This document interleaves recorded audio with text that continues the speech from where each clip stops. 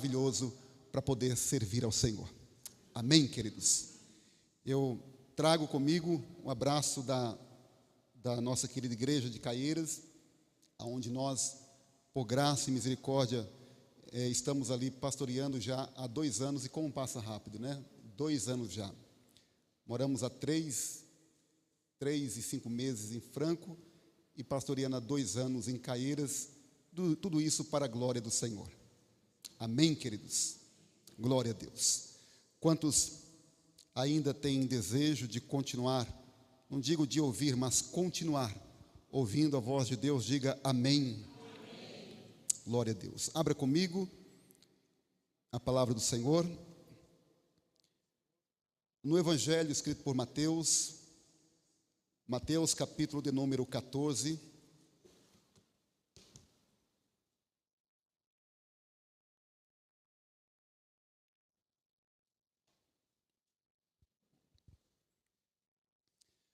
Capítulo 14, verso de número 13,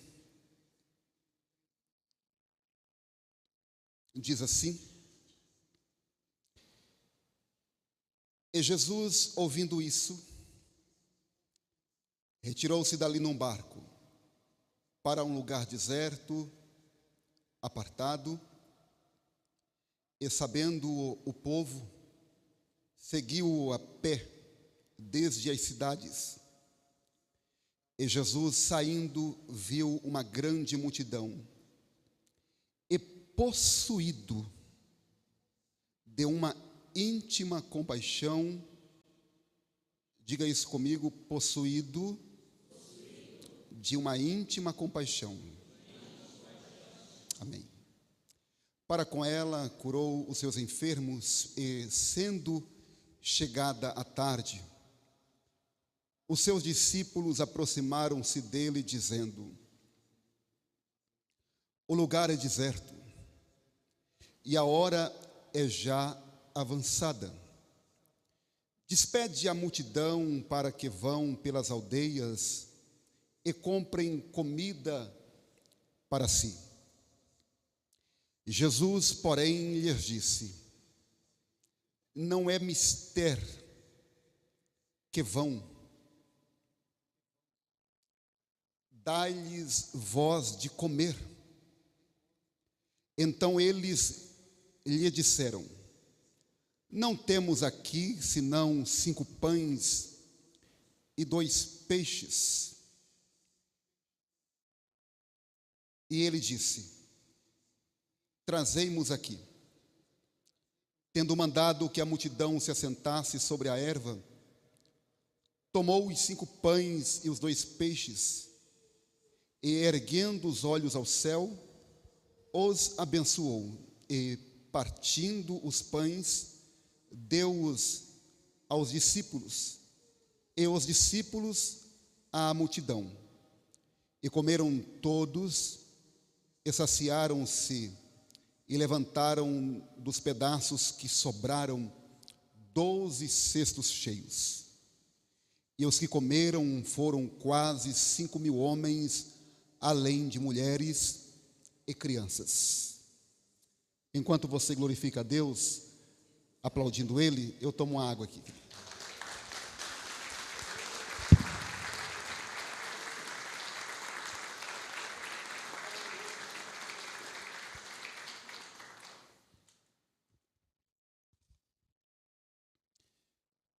Querida igreja do Senhor,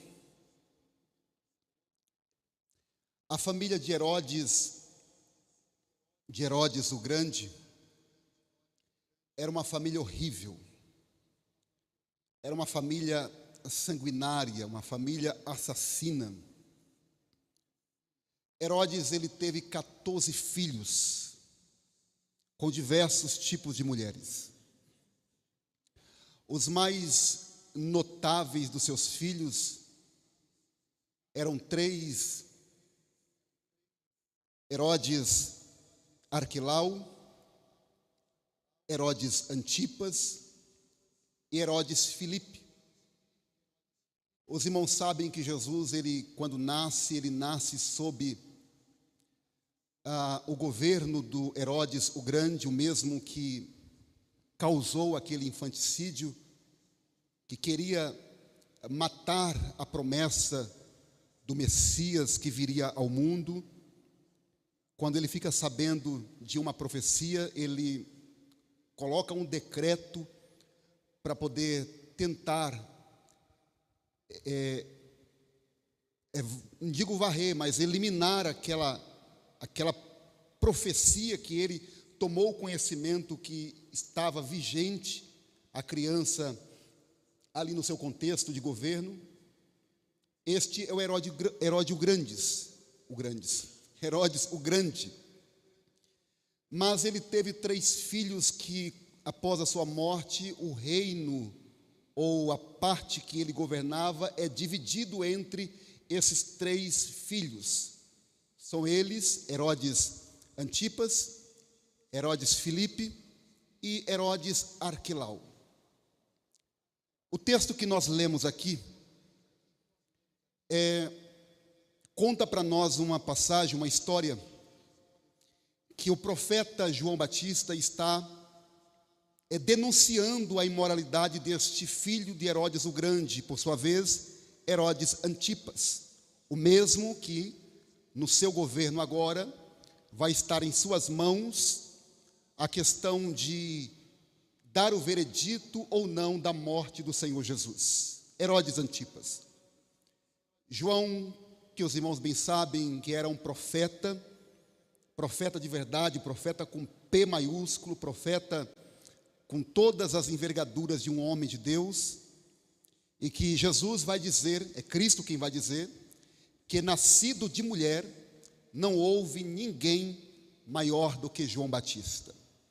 Isso se deu após o mesmo João, quando estava preso na fortaleza, ele manda um dos seus discípulos perguntar para Jesus se ele, Cristo, era de fato aquele que dizia as Escrituras, ou se ele, João, deveria guardar outro. Veja, João batiza Jesus, João aponta para ele dizendo: eis aí o Cordeiro de Deus que tira o pecado do mundo.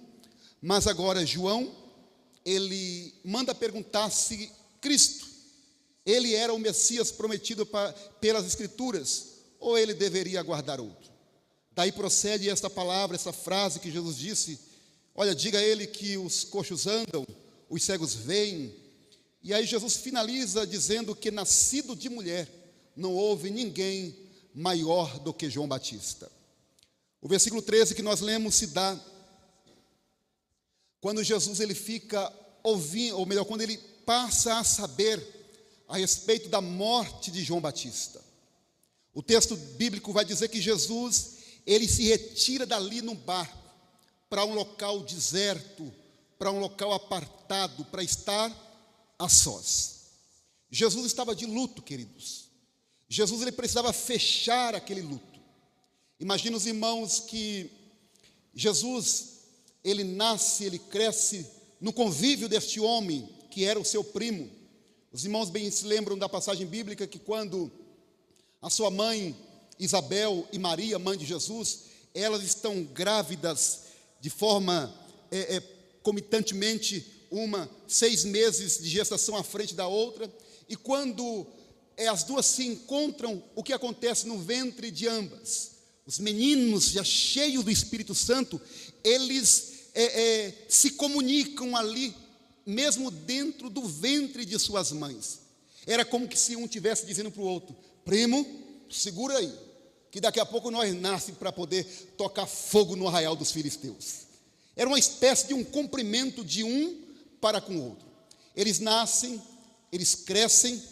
Há quem diga que, aí é uma crítica textual de um autor chamado Bart de Ehrman, trabalha com a crítica textual, de que Jesus fora discípulo de João Batista lá no deserto. Mas não queremos entrar neste mérito aqui. Mas fato é que enquanto João o Batista estava lá no deserto da Judéia, batizando, um batismo de arrependimento, Jesus estava lá na Galileia, curando os enfermos, Jesus estava libertando os cativos, Jesus estava dando vida as pessoas que estavam sem expectativas. Jesus estava trazendo uma libertação para cumprir o capítulo 42, que é o servo do Senhor, do profeta Isaías, que vai dizer: eis aí o meu servo, eu pus o meu espírito sobre ele, a sua voz não será ouvida na praça. E aí Isaías vai continuar descrevendo que quando ele viesse, ele não esmagaria a cana trilhada, ele também não apagaria o pavio que estivesse fumegando. Estava falando a respeito do Cristo, o Cristo de Deus, o Cristo prometido pelas Escrituras Sagradas. De um lado, João Batista, do outro, Jesus, os dois fazendo algo extraordinário ali naquela época do primeiro século, pregando a palavra de Deus, pregando o evangelho puro, o evangelho vivo, o evangelho transformador. Jesus, ele se retira para o deserto, porque ele precisava fechar aquele luto, ele precisava estar a sós, ele precisava ficar sozinho. Há momentos na nossa vida que nós queremos ficar só, sim ou não? Há momentos na nossa vida que nós não queremos ver ninguém e nem falar com ninguém. Era Jesus também, ele precisava estar a sós, ele não queria falar com ninguém. E isso os irmãos vão encontrar também, se me falha a memória, é Marcos capítulo 7, onde fala a respeito da passagem da mulher cananeia. Até falamos isso domingo passado na igreja, a cura da filha da mulher cananeia. E ele, após o embate com os escribas e fariseus, ele vai se retirar das regiões, dos territórios de Jerusalém, e ele vai para uma região gentílica, Tiro e Sidom, e ali ele vai também para poder descansar, logo após o embate com os fariseus, que eles estão ali travando o embate com Jesus a respeito do comer sem lavar as mãos. Veja aonde é que Jesus, ele tinha que parar para tratar de coisas banais, de coisas triviais, de coisas corriqueiras do dia a dia. E ele vai dizer: o que contamina o homem não é o que entra, mas o que sai, porque procede do coração. Depois disso, ele vai lá para as regiões de Tiro e Sidom, também para descansar, para estar sozinho. Porque imagina os irmãos, Jesus sempre estava em constante tensão com os judeus, com a liderança, com a liderança daquela época. Não Jesus com eles, mas eles com Jesus. E Jesus, na sua natureza humana, é preciso dizer isso, que Jesus, os irmãos sabem que ele tinha dupla natureza, 100% homem e 100% Deus. O 100% homem estava preparado para aquilo, mas o 100% homem sentia o peso, o cansaço emocional, o cansaço físico. Ele precisava descansar, e aqui não foi diferente. Imagina os irmãos, Jesus, ele é criado com João Batista, e os melhores amigos nossos são os primos, sim ou não? Quem tem primo aqui? Quem aqui cresceu com primo? Os nossos melhores amigos são primos. Imagine Jesus brincando com João Batista. Irmão, porque Jesus não ficava como o pensamento medieval, ficava enclausurado em um mosteiro, só orando. Se fosse nos dias de hoje, Jesus brincava de empinar pipa, Jesus brincava de bolinha de gude, Jesus, ele brincava como uma criança comum. Imagine Jesus brincando com João Batista. Imagine Jesus contando também ali os seus sonhos para o seu primo João Batista. De igual modo, João Batista contando também para Jesus, contando as suas coisas que fazia com que eles dessem risada, um para com o outro. E de repente, quando chega esta notícia para ele sente aquele peso, ele sente aquele baque, porque não partiu para a eternidade um homem qualquer, mas havia partido para a eternidade o príncipe dos profetas, João Batista, homem de Deus. Daí ele se retira para o monte, ele se retira para poder estar a sós. Todas as vezes, queridos, que nós lemos na Bíblia Jesus se movendo de íntima compaixão, que foi a parte que os irmãos leram comigo, ela quer nos mostrar a intensidade com que o Senhor se envolvia com as pessoas. Ele se envolvia com elas de uma forma intensa, de uma forma profunda. Quem não se lembra da passagem da viúva que morava na cidade de Naim? Diz a Bíblia que ela está saindo com um cortejo fúnebre e Jesus está entrando na cidade. E quando ele olha para ela, diz a Bíblia que ele também se move com uma íntima compaixão para com aquela mulher. Mateus capítulo 20, verso 29, diz também que ele, quando encontra dois cegos, Marcos 10, 46, Lucas 18, verso adiante, com certeza, vai tratar apenas do cego Bartimeu. Mas Mateus vai registrar dois cegos que estavam ali na mendicância. Diz a Bíblia que quando Jesus olha para eles, Jesus também, ele se move de uma íntima compaixão para com esses homens. O que não dizer da parábola do bom samaritano, que é aquele homem que descia ocasionalmente de Jerusalém para Jericó, e ele cai nas mãos dos salteadores, os quais vêm espancá-lo, deixa ele à beira da morte, e aí de repente passa um homem que estava vindo de Samaria, para diante dele e se move de uma íntima compaixão. Compaixão, eu até marquei isso, é o desejo de acabar com o sofrimento e a miséria das pessoas. Jesus tinha isso com ele ou não? Jesus, ele carregava isto na sua alma, ele carregava isto no seu ministério, o desejo profundo de acabar com a miséria e o sofrimento das pessoas. Aliás, querido, é isso que o governo atual faz, sim ou não? É isso que as ONGs fazem, tentar acabar com o sofrimento das pessoas.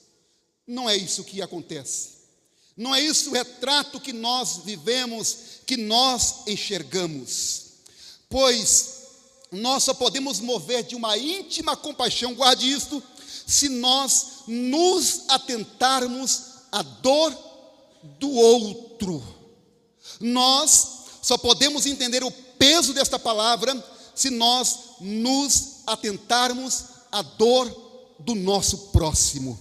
Quantas pessoas que entraram aqui hoje, por exemplo, ou outros cultos, entraram com dores, e não me refiro a dores físicas, mas dores na alma, dores emocionais, que para elas, às vezes, elas entram por essas portas, elas participam de um culto como este, mas às vezes o culto para ela não tem sentido algum, e não é que ela não queira se envolver com o ambiente espiritual, é que na vida dela já criou um invólucro tão terrível, que ela não consegue ser mais acessada através de palavras. Mas eu quero dizer que Jesus está aqui nesta noite, e Ele está se movendo com uma íntima compaixão com esse sofrimento que você está enfrentando. Você pode dizer um amém por isso? Verso 14, olha o que diz o verso 14 que nós lemos neste texto. E Jesus, saindo, viu uma grande multidão, e possuído de uma íntima compaixão para com ela, curou os seus enfermos. Note que Mateus, ele faz questão de deixar isto bem explícito, dizendo que ele curou os seus enfermos. Era como que se aquelas pessoas que estavam enfermas fossem da família dele, fizesse parte do seu rol familiar. Mateus vai dizer que ele curou os seus enfermos. É assim que tem que acontecer conosco. Nós temos que nos portar com o nosso próximo, com o que ele está vivendo, com o que ele está enfrentando, como que se fosse conosco. Quem não se lembra da mulher cananeia que nós falamos aqui? Quando ela vai até Jesus, a oração dela é: tem misericórdia de mim, porque a minha filha está terrivelmente perturbada, endemoniada. Ora, não era a filha dela que estava endemoniada? Então por que ela diz: tem misericórdia de mim? Porque o intercessor, ele pede para os outros como que se ele estivesse pedindo para ele próprio.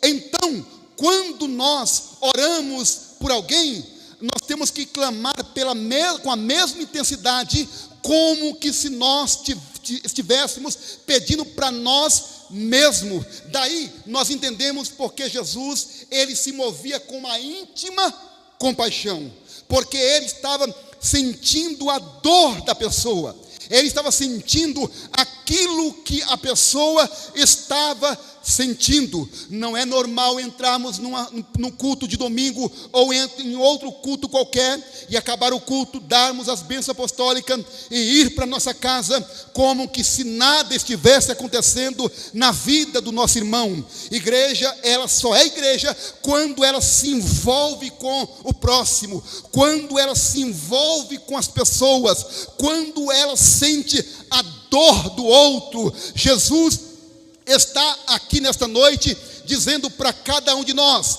a dor do teu próximo tem que ser a tua dor também. Não tem como o teu dedo medindo o pé machucar e o teu corpo não sentir ali também a mesma dor que vem do dedo medindo o pé. Igreja é corpo, igreja não é apenas porque não é igreja. Igreja é coletividade. Então, meu irmão, o Senhor nos convida a sempre nos movermos com uma íntima compaixão. Quantos estão entendendo? Diga amém.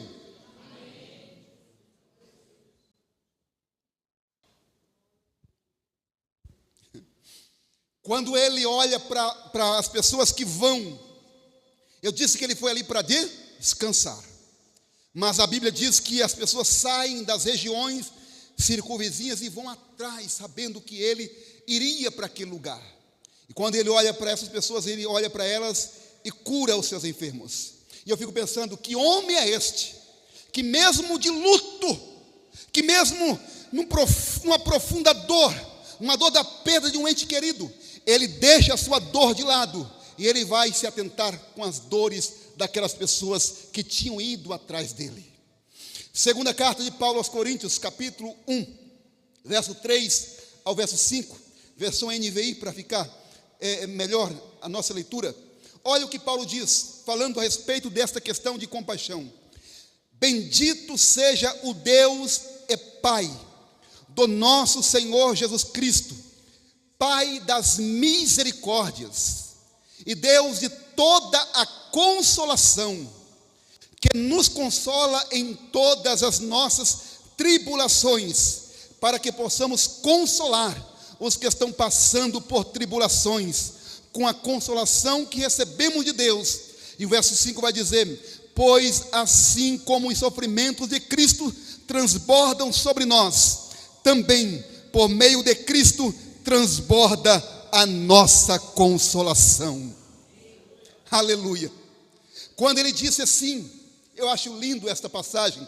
Eu sempre lembro dela quando eu estou precisando ser carregado nos braços do Senhor. Eu lembro dessa passagem, Mateus 11:28, que ele vai dizer: aprendam de mim, que sou manso e humilde de coração.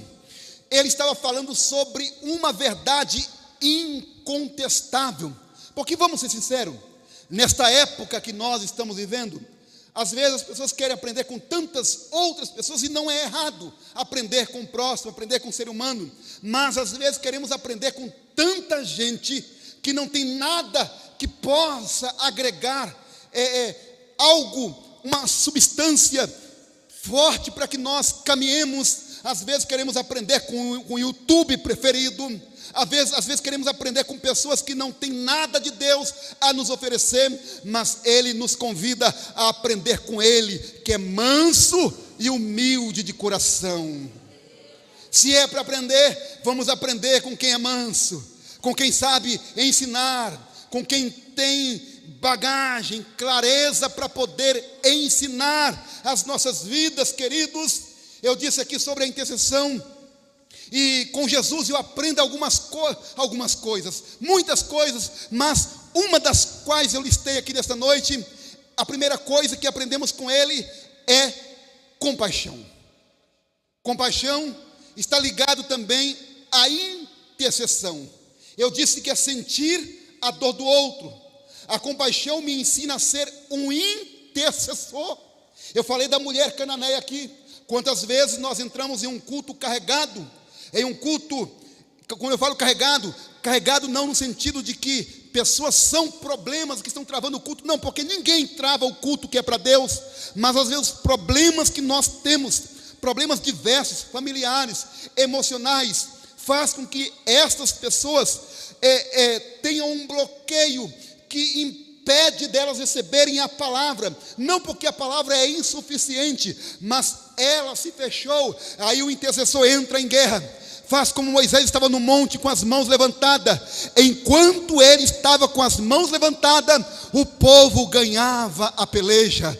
Enquanto o pastor ou quem está pregando, direcionando a palavra para que Deus alcance, o intercessor está aí sentado dizendo: Senhor, fale com aquele irmão, fale com aquela irmã, Senhor, que ele seja alcançado pela palavra, que ela seja liberta por esta palavra. A compaixão está ligado à intercessão, tudo isso trabalha junto. Por isso, meu irmão, a importância de termos intercessores no meio da igreja, clamando, buscando a presença de Deus, para que o Espírito de Deus flua no meio da congregação. Outra coisa que eu aprendo com Jesus: percepção do sofrimento. Quando as pessoas chegam em nós, e às vezes nós conversamos com elas, nós falamos com elas sobre diversos assuntos, e às vezes no soltar de uma palavra, ela está pedindo socorro, e às vezes a gente não nota. Eu aprendo com Jesus que quando nós agimos com compaixão, nós aprendemos a ter percepção do sofrimento das pessoas. Lembra que os discípulos queriam despedir a multidão, porque eles não tinham percepção do sofrimento daquelas pessoas. O Senhor nos colocará em ambientes estratégicos para que você seja um agente de libertação para com a vida dessas pessoas que estão clamando por socorro, que está no balão de oxigênio pedindo socorro para si próprio e para a sua família. E nós não podemos nos tornar indiferentes com o sofrimento das pessoas. Eu disse outra vez na nossa igreja que Deus iria permitir que pessoas chegassem até nós pedindo socorro, e nós seríamos essas pessoas estratégicas para que Deus pudesse agir através de nós para libertar essas pessoas. Eu disse isso, uma semana depois, eu e a minha família fomos convidados para um aniversário de uma jovem na igreja, e naquele sábado eu trabalhei, estava muito cansado, teve um trabalho ainda com a Jubrac na igreja. Conclusão, não fui nem para o trabalho de Jubrac, nem para o aniversário da jovem. Pedi compreensão à família depois, expliquei, e a irmã da nossa igreja, que esteve lá, uma diaconisa, ela enfrentou um momento terrível ali naquele momento, e a dona da casa pediu para ela fazer uma oração, e foi poucas pessoas ali, porque tinha um trabalho da Jubrac naquele dia, e aí acabou de acontecendo de não conseguir que pessoas mais pudessem participar, e só estava a família e alguns amiguinhos da jovem na casa deles ali. Foi pedido para a irmã da nossa igreja fazer oração. Quando ela começou a orar, o demônio se manifestou na vida de um jovem que era amigo daquela jovem que estava aniversariando, pegou ele de uma forma tão feroz, jogou ele no chão, de cara no chão, e ela disse que: pastor, eu não sabia o que fazer. E no outro dia ela me ligou contando isso, disse: pastor, como eu desejei que o senhor estivesse lá. Eu disse: não, negativo. Eu até entendo a tua, sei lá, o medo, preocupação, mas eu não sou melhor do que você em nada. O mesmo Espírito que está em mim está em você. E era você mesma quem era a pessoa para estar lá. E Deus te usou para poder expulsar aquele espírito maligno que estava possuindo a vida daquele jovem. O que é isso? Eu disse na palavra, na ministração da palavra, um domingo anterior, dizendo que Deus iria permitir situações em que em que nós estivéssemos em locais estratégicos para poder fazer com que pessoas fossem libertas pelo poder da oração. E é isso que Deus faz. Jesus estava ali com os discípulos, mas os discípulos não tinham a percepção do sofrimento das pessoas que ali estavam. Deus, queridos, Ele quer te usar, Ele quer nos usar, mas para isso nós temos que estar perceptível a tudo que está acontecendo à nossa volta. Temos que ter um olhar clínico, um olhar espiritual, e não adivinhar, mas entender, ali tem atuação do demônio, ali tem uma atuação demoníaca, mas em nome de Jesus, eu sou a pessoa necessária que Deus quis que estivesse aqui, e se eu sou esta pessoa, eu declaro libertação em nome de Jesus, eu declaro a cura em nome de Jesus. Não decretar, porque quem somos nós para decretar alguma coisa? Mas eu libero uma palavra profética, uma palavra de cura, uma palavra de libertação, e você e a tua casa receberá a bênção em nome de Jesus. Aleluia. Verso de número 34, do evangelho que Marcos escreve, que é o texto paralelo a este, Marcos 6,34, diz assim: Jesus, ao ver uma grande multidão, teve compaixão dela, pois eram como ovelhas sem pastor. Ao contrário dos discípulos que queriam despedir aquela multidão. E observe que não é a primeira vez que os discípulos quiseram despedir a multidão. Eu estou trazendo muita mulher cananeia para esta mensagem, porque é muito similar. Porque se trata de um ato de compaixão de Jesus. Não foi a primeira vez que os discípulos quiseram despedir a multidão. Com a mulher cananeia, ele disse assim: olha, despede esta que vem gritando atrás de nós. O que é isso? Falta de percepção, falta de sensibilidade. Nós não temos o direito de despedir as pessoas de mãos vazias. Você tem a palavra de Deus no teu coração, nos teus lábios, na tua vida. Você é um homem de Deus, você é uma mulher de Deus.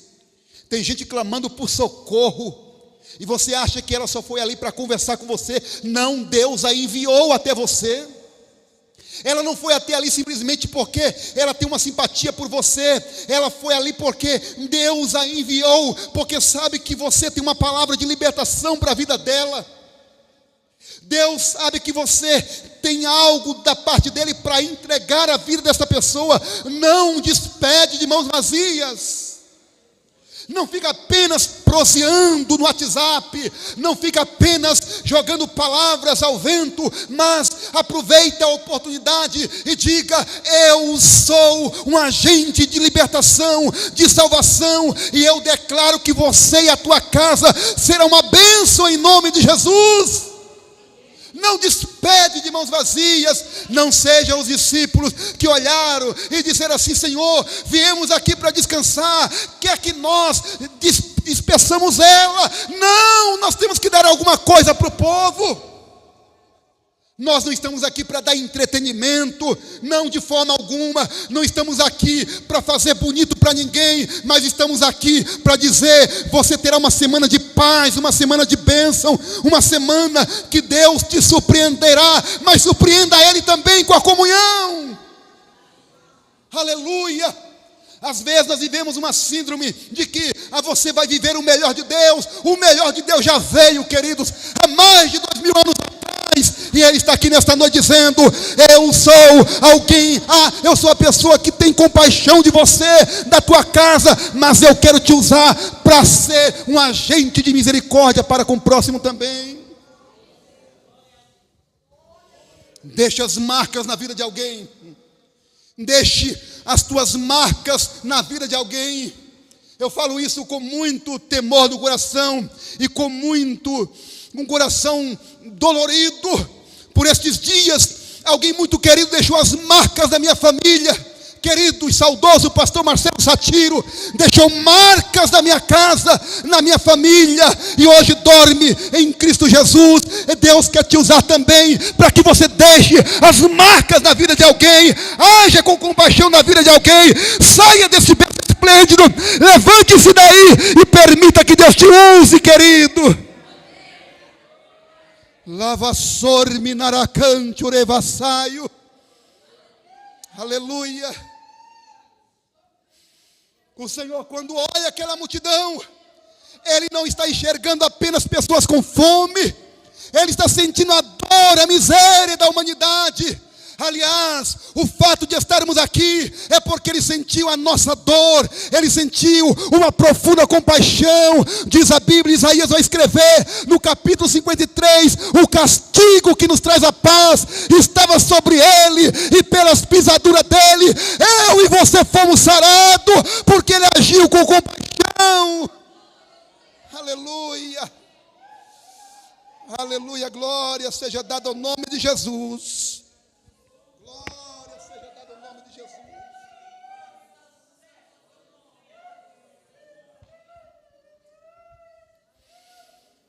Isaías capítulo 53, verso 4 e 5 diz: verdadeiramente Ele tomou sobre si as nossas enfermidades e as nossas dores Ele levou sobre si, e nós o reputávamos por aflito, ferido de Deus e oprimido, mas Ele foi ferido por causa das minhas, das tuas transgressões, e moído até a última gota da azeitona por causa das nossas iniquidades. O castigo que nos traz a paz estava sobre Ele, e pelas suas pisaduras eu e você fomos sarados. Fomos sarados. Glória seja dada ao nome de Jesus. Sabe, queridos, às vezes nós nos distanciamos não digo da presença de Deus, porque quem pode se ausentar da presença dEle, mas abrimos mão de uma proximidade junto ao Senhor, e às vezes começamos a ir para caminhos que sabemos que Deus não está agradando. Só que o mesmo Deus que abre a ferida em nós, quando é Ele quem abre, é o mesmo que liga essas feridas. O mesmo bálsamo que vertia em Gileade está aqui nesta noite para curar estas feridas que foram abertas na tua alma, no teu espírito. O Senhor, o agente da compaixão, a misericórdia em pessoa, o amor em pessoa, está dizendo para você, ainda que você mesmo tenha se afastado do princípio que eu te ensinei, das verdades contidas na minha palavra, mas eu te chamo de volta. Ah, Jerusalém, disse Jesus, quantas vezes quis eu te ajuntar, como a galinha ajuda os seus pintinhos, e não quisestes. E diz a Bíblia que Ele vai e chora por Jerusalém. Compaixão, querido, compaixão. Você serve a um Cristo que tem compaixão, e Ele não é falso na sua compaixão. Ele é verdadeiro em tudo que Ele diz, em tudo que Ele faz. Com Jesus eu aprendo também. Eu aprendo que com Ele é possível curar e alimentar. Diga comigo, curar e alimentar. Por vezes na nossa caminhada, nós nos deparamos com algumas dores. Algumas que nós mesmos é quem provocamos em nós. Outras são pessoas que provocam em nós. E outras que a circunstância da vida faz com que Deus nos quebre. Faz com que Deus nos quebre. Às vezes as pessoas nos quebram, nós nos quebramos, mas tem momentos que Deus é quem nos quebra. Guarde isso que eu vou dizer. Ah, pastor, Deus não faz isso com as pessoas, não? Então você está lendo a Bíblia errado, então. para não nos perder, a verdade é que Deus, Ele pode qualquer coisa, até o que você acha que Ele não pode, Ele pode. Ele só não pode ver um outro Deus maior do que Ele. E Ele não pode pecar, não que Ele não, é até complexo falar isso aqui. Ele não pode, não no sentido de que Ele não, eu não vou nem entrar nesse mérito aqui, porque é meio filosófico isso aqui, Nito, mas porque o caráter dele faz com que ele mesmo seja blindado daquilo que é contrário ao seu caráter. Mas, para não perder aqueles a quem ele ama, quando eu falo aqueles a quem ele ama, ora pastor, tome cuidado, senão você vai entrar numa linha calvinista aqui. Nunca, jamais. Deus ama a todos, só que, às vezes na caminhada existem pessoas que Deus tem um chamado na vida dela e ele está relutando com aquele chamado. Tome cuidado, pastor, porque isso você vai contrariar as escrituras sagradas. Lembra de Jonas?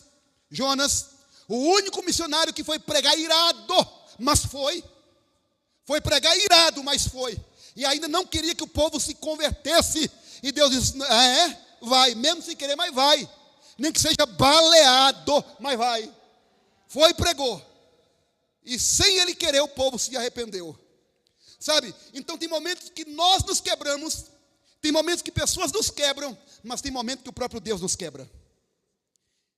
Querido, e às vezes isso dói quando é Deus que nos quebra, mas até no fato dele nos quebrar é um ato de compaixão.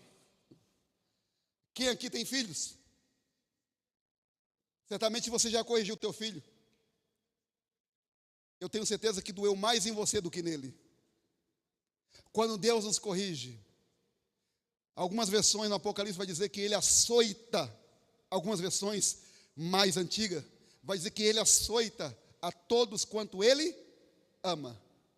Isso dói mais no Senhor do que em nós. O ato de Deus nos quebrar, o ato de Deus nos moldar, quando Ele nos quebra, Ele mesmo nos refaz. E quando é Ele que nos refaz, Ele faz do jeito dEle. Ele faz de uma forma maravilhosa. A compaixão no Senhor, até nas nossas mais terríveis provações. Guarde isto, porque a intenção dele não é só de nos testar, mas destruir o molde que há dentro de nós. Quantos de nós temos alguns moldes que precisa ser estilhaçado pelo Senhor? Nós criamos alguns moldes dentro de nós e falamos, aqui ninguém toca, aqui nem Deus toca, mas este molde que Ele quer quebrar, que Ele quer despedaçar para fazer do jeito dEle. Mas o jeito dEle sempre será de forma de compaixão, porque Ele sabe como trabalhar nestas áreas inacessíveis do homem, aonde às vezes a terapia não alcança, aonde os melhores profissionais não alcançam, mas Ele entra lá, como diz Hebreus capítulo 4, verso 12, na divisão da alma e do espírito, aleluia, juntas e medulas, e consegue discernir estas intenções, estes moldes que estão trancados lá dentro, e com a sua mão de misericórdia, com o seu ato de compaixão, Ele entra, Ele quebra, Ele refaz, mas Ele faz do jeito dEle. Gênesis capítulo 22, verso 6. Eu já estou encerrando. Olha o que diz. Com Jesus eu aprendo a curar e alimentar as pessoas. Tem um hino que diz assim: coloque tuas marcas em mim. Jesus deixou essas marcas dele em nós. E Ele nos convida a nós deixarmos as nossas marcas, não as nossas, mas as que carregamos, que é dele, nas pessoas. Sabe, tem a calçada da fama, né? É na Europa? Em algum lugar por aí. Mas algumas calçadas que alguém faz aí de cimento, aí vem lá as criançadas e coloca o pé, coloca a mão. Eu estou fazendo uma obra aqui no Pacaembu, e a proprietária da casa lá disse, olha, quando vocês forem fazer aquela parte lá, no finalzinho do expediente, meu esposo, as minhas 2 filhas e nossos 2 cachorros, nós vamos vir aqui para colocar as nossas mãos, as minhas menininhas, as mãos dela, e os nossos pets, as patas deles, para deixar registrado aqui, nesse ambiente, para todo o tempo que nós morarmos aqui. Aquilo me deu um insight, eu falei assim, gente, para uns pode ser bobeira, mas em tudo a gente pega algo que Deus está ministrando ao nosso coração.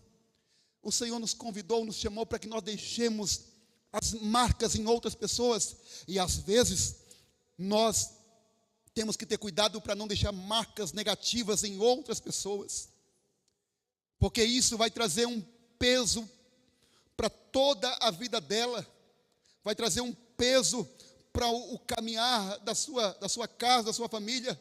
Mas quando nós saímos do ambiente, mudamos para um outro local, alguém vai olhar e dizer assim, sabe aquele irmão, sabe aquela família, como aquela família é uma bênção. Outro dia eu estava passando por isso, por aquilo, mas ela disse isso para mim, e eu não esqueço nunca o que ele disse para mim. O que é isso? É deixar as marcas em outras pessoas, é deixar marcas registradas na vida das pessoas.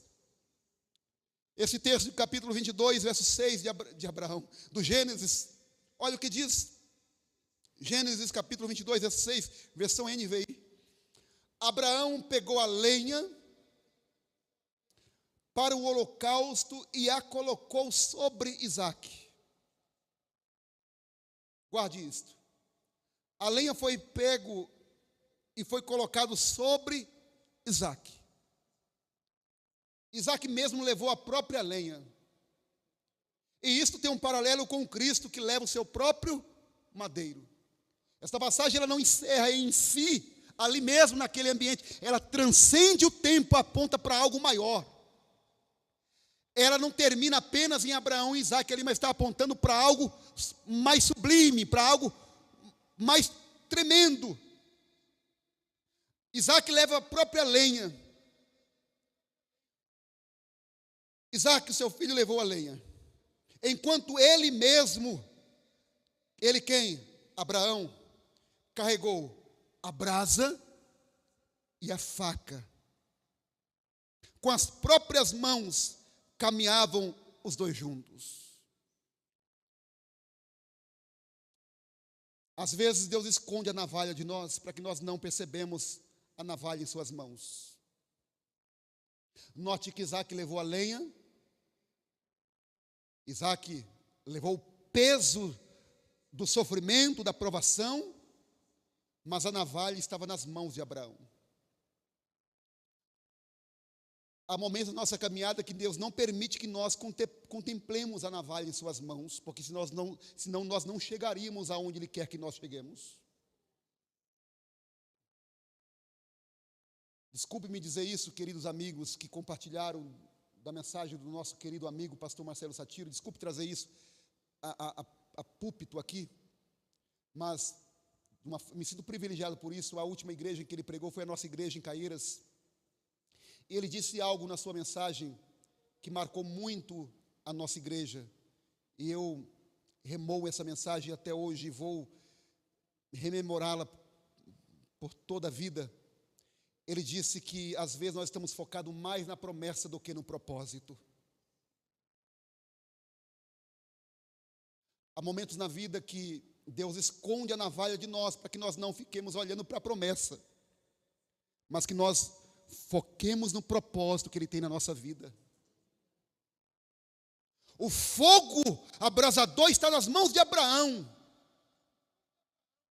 O fogo da provação é Abraão que está carregando. A navalha está nas mãos dele. Isaque está subindo a todo tempo, olhando, quem sabe perguntando. Mas quando ele chega no topo do monte, ele vai fazer a pergunta: meu pai, está a lenha, está o fogo. Ele não cita o cutelo, a navalha, porque está nas mãos de Abraão. Abraão, diz o texto que nós lemos, eles caminham os dois juntos, e Deus é aquele que caminha conosco até o momento do sacrifício, com a navalha nas mãos, mas não permitindo que nós enxerguemos a navalha em suas mãos, porque senão nós desistiríamos pelo meio do caminho. Eu encerro aqui dizendo que há compaixão em Abraão / Senhor Jesus em nossas vidas, porque a navalha está nas mãos dele, a navalha da compaixão, e é necessário que às vezes esta navalha nos corte com compaixão, para poder tirar de nós, ou implantar em nós alguma coisa que ele mesmo tem, para que nós caminhemos um pouco mais em sua presença. Eu não sei você, mas eu recebo essa palavra da parte do Senhor, porque eu não a ministrei em lugar nenhum a não ser aqui. Deus está falando comigo, está falando com alguém aqui nesta noite, que Ele está dizendo para você, que Ele sabe que na tua caminhada, você está subindo ao monte Horebe, ao monte de Deus, está perguntando, aonde é que está o cordeiro? Fique tranquilo, porque a navalha está nas mãos dEle, Ele está te levando ali para poder te curar, para poder te alimentar, Ele não vai te despedir deste local que é deserto, hora avançada, com mãos vazias. Ele sabe que você foi ali, não em busca de pão, apenas de pão, mas em busca de uma palavra, porque a tua alma está pedindo socorro, está gemendo por dentro, clamando por socorro da parte de Deus, e você veio no ambiente certo, porque há compaixão no Cristo que você serve. Se você crê nessa palavra, com a permissão, querido pastor Ismael, coloque-se de pé, por gentileza. Aleluia. Glória seja dada ao nome de Jesus. Aleluia. Curva a tua cabeça. Eu quero orar com você nesta noite. Eu quero orar contigo nesta noite e dizer que com Jesus você aprende a ter percepção do sofrimento. Com Jesus você aprende a curar e alimentar. Com Jesus você aprende a ter compaixão e agir com misericórdia para com as pessoas. Porque enquanto você age de misericórdia para com as pessoas, Ele está trabalhando na tua vida, na tua casa, nos seus sentimentos, aqueles mais obscuros que te atormenta quando você está sozinho, ansioso, ansiosa, se revirando, se coçando, se batendo ao ponto de se arrancar com as tuas próprias unhas, a pele do teu corpo. Em nome de Jesus, eu declaro uma palavra, debaixo do peso dessa palavra, eu declaro que esta síndrome que te perturba, ela está batendo em retirada aqui hoje, em nome de Jesus. Você vai deitar em paz, dormir em paz, aleluia, vai acordar em paz, ter prazer de ir para o teu trabalho. Acorde, abre a tua janela, deixa o sol entrar e diga: Espírito Santo, eu te sirvo, e a minha alma é palco para o teu milagre. Querido Deus e amado Pai, a tua palavra, Jesus, que foi ministrada aqui nesta noite, Senhor, tu nos ensinou verdades profundas e preciosas mais uma vez aqui nesta noite. E tudo quanto o Senhor ministrou ao nosso coração, eu, Senhor, procurei ser fiel àquilo que o Senhor ministrou ao meu coração. Senhor, nós entraremos em uma semana que nós não sabemos o que nos aguarda, mas na certeza de que o Senhor está dizendo para que nós pisemos neste dia de hoje, porque o amanhã o Senhor já preparou. Para que nós pisemos na segunda-feira, porque a terça-feira já está preparado. Que nós pisemos na quarta-feira, porque a quinta-feira já está preparado. Que nós, Senhor, demos o primeiro passo, porque é o Senhor quem vai colocar o chão debaixo da planta dos nossos pés. Senhor, em nome de Jesus, como ministro do Senhor, eu declaro sobre esta igreja, Senhor, aleluia, uma palavra de libertação das emoções, uma palavra de cura espiritual, uma palavra, Senhor, de transformação, e nós, Senhor, seremos surpreendidos por aquilo que o Senhor fará ainda esta semana sobre a vida de pessoas aqui nesta noite. Pai bendito, eu quero te louvar, eu quero te agradecer por tudo que o Senhor fez, falou e ministrou ao nosso coração aqui nesta noite, em nome de Jesus. Você pode dizer um amém? Amém. Pode aplaudir o Senhor por isso.